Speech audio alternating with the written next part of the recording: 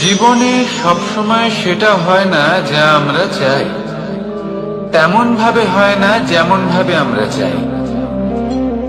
এবার তাতে আমরা দুঃখ পাই, নিরাশ হয়ে পড়ি, ভাগ্যকে দোষ দিই অথবা অন্য কাউকে বা নিজেকে। কিন্তু সত্যটা কি সেটা আমাদের জানতে হবে।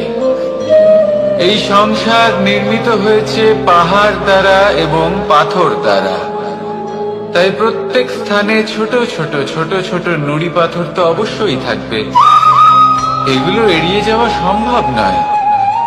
আর এই কথাটা আমরা সকলে জানি। এবার এইভাবেই আমাদের জীবনে নানান রকমের সমস্যা লেগেই থাকে, এর হাত থেকে কোনোভাবেই নিস্তার পাওয়া সম্ভব নয়।